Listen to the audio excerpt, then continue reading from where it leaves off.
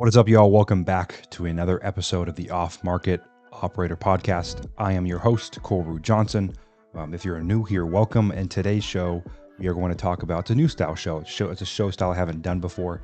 It's things that I wish I would have known that I know now 6-7 years ago. And for me being 25, immediately off the bat, a lot of that, for a lot of you guys, that might not hold an incredible amount of weight because you're going, man, this guy's 25. He's still a baby. But I have never had a job. I've been fully self-employed since I was 18.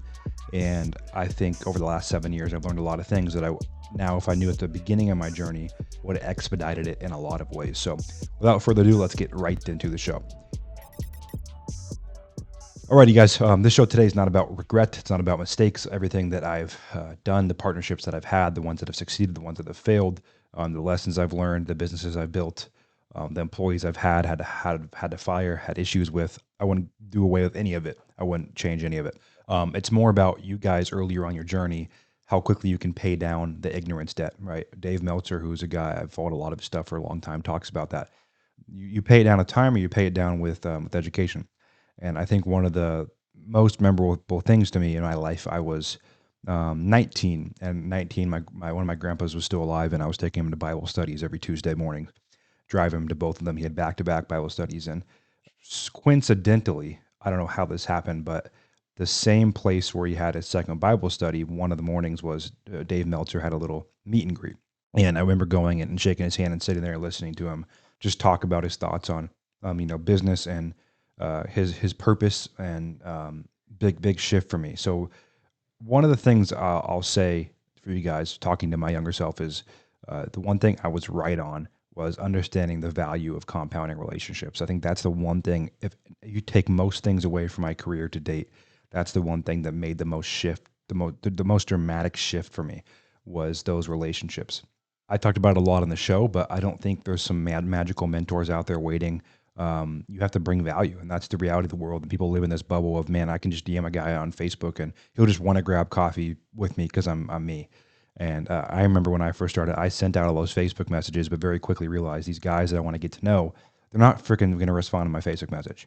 And I know now because I get those Facebook messages, and I try to respond in some way. But the biggest thing you guys can take from this is you need to trade something for that relationship. That's the reality of it. You need to trade equity in a deal. You need to find a way to make them money and bring value in their life, because a lot of these guys you look up to, they have families, they have kids, they are freaking busy. They're not ignoring you because they're bad people. They're ignoring you because they're freaking busy.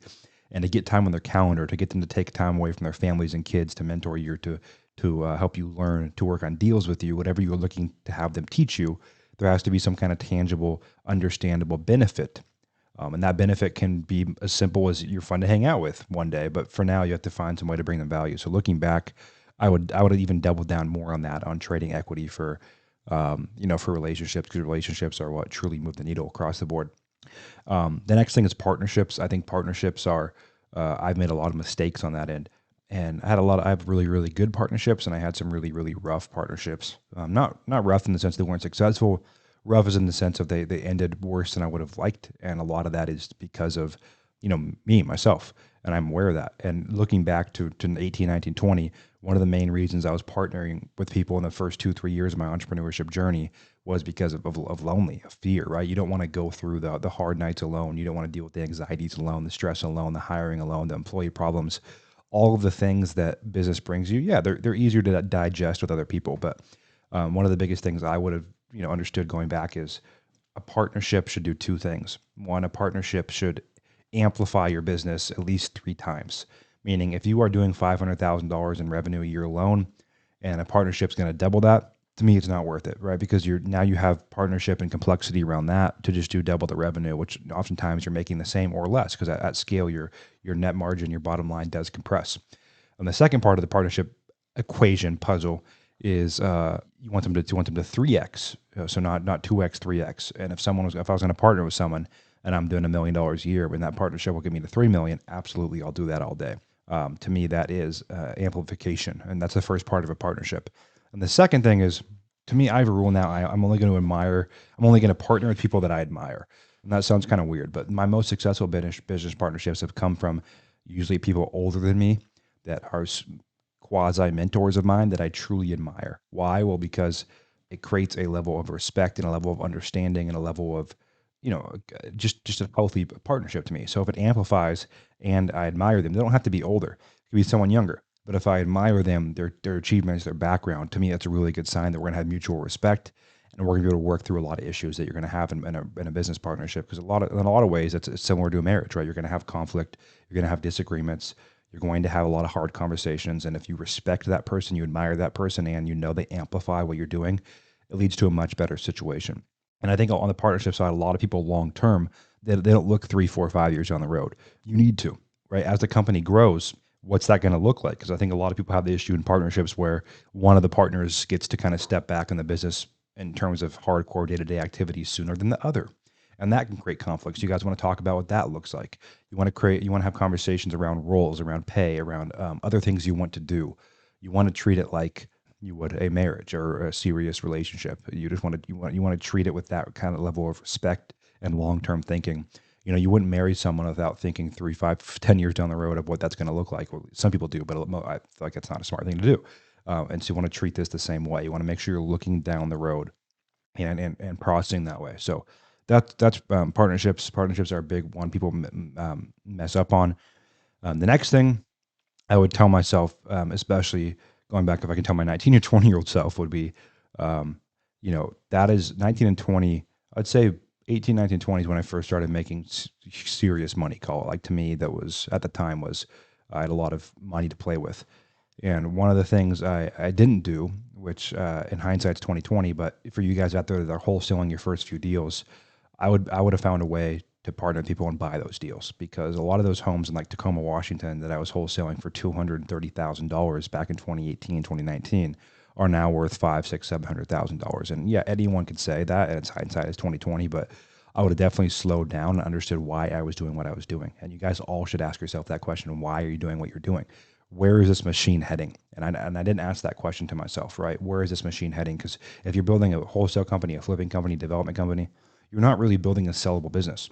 And so your net margin, your bottom line, is really all that matters. And so you really need to understand what you're trying to build this machine for and what it's going to do for you. Are you building it to build another business on top of it, or are you just building it to scale it? And that's one of the big things that I didn't have a good grasp on early on as we grew, is understanding truly and focusing on our net margin and where we needed to be on that, because it's super, super important that you guys have a good feel on that. You have to have a good feel on your net margin and why you're doing what you're doing, because if you're not, you're going to wake up one day and you're going to go, holy crap, I don't know why I'm here. I don't know why I have these bills. And it's not a good place to be. Very, very, very big one there is understanding kind of why you're doing what you're doing. And it's definitely something I did when I was younger. And looking back, there's also a personal side of that. Like, as you make more money and start buying stuff, right, there's two questions I started asking myself as I'd buy more and more things. It's, if no one ever knew that I had this, would I still buy it? Yes or no? Okay. And that to me is a good barometer. If you are buying something for extrinsic value, which isn't there's no judgment against that. Like, everyone does that at some point. Or are you buying that because you want it, right? So the question I started asking myself is, am I buying this thing because I want to post it on? If I can't post this thing on social media, I can't tell anyone I have it, do I still want it? And that question and that frame has changed my perspective on purchasing things. Because the reality is, the more you raise your personal expenses, the more you take away from your business growth. That's just a fact. The more you need to live personally, the more your business suffers. That's a fact. And it's a balance you're going to have to find out what you're okay with. And I've had learning lessons along the way as well, because what one of my business partners and mentors for a long time told me is, once you turn the faucet on, it's hard to turn it off. And that's true. Once you turn the faucet on to $5,000 a month, it's very hard to turn it back to 2 or 3. So you want to be aware of that. That's something I would have been more aware of earlier on. And the last one I'll talk about for this show, because I'm going to make a lot more shows in this format, is just understanding like the reps it takes. And the reps in hiring is especially, like, everyone wants to be good at hiring. They want to have good people. They want to have a good team, but it takes an insane amount of reps, an insane amount of hires, fires, employee issues, lawsuits. I've been with employees. Those things are all part of the game of building those muscles of delegation, of hiring, of team building, of organization, of leadership. It's a repetition thing. You don't wake up and just have it because you read a book or listen to a podcast, and being okay with that and being okay with the struggle, right? When you go to the gym and you leave sore, you don't go, oh my goodness, something's wrong, my body's broken. You go, this is the natural process of getting better. And so when you're stressed or you have a bad week in business, you don't need to leave the week going, man, I should quit. I should shut this down. It's just the natural process of getting better. That's something I've really started to hone in on that I wish I definitely understood and internalized more earlier on in the journey. But first off, thanks for sticking around for the last 10 minutes or so. As always, I'm going to keep these 10 minutes, even these kind of bite-sized ones. We have a lot of good interview episodes coming out as well. But in terms of these bite-sized ones, I like to keep them shorter and more compact. But again, this was not to go back and talk about regrets. I wouldn't change anything. It's just more helping you guys expedite your journey based on things that I have learned throughout mine. So as always, a like, a share, a review means the world. We don't run any paid ads on this podcast. This only grows from my organic social media and you guys telling your friends, cousins, family members about what we do here at Off Market Operator. So as always, you guys out there hunting for that next deal, you guys out there building your business, as always, you are truly only one deal away.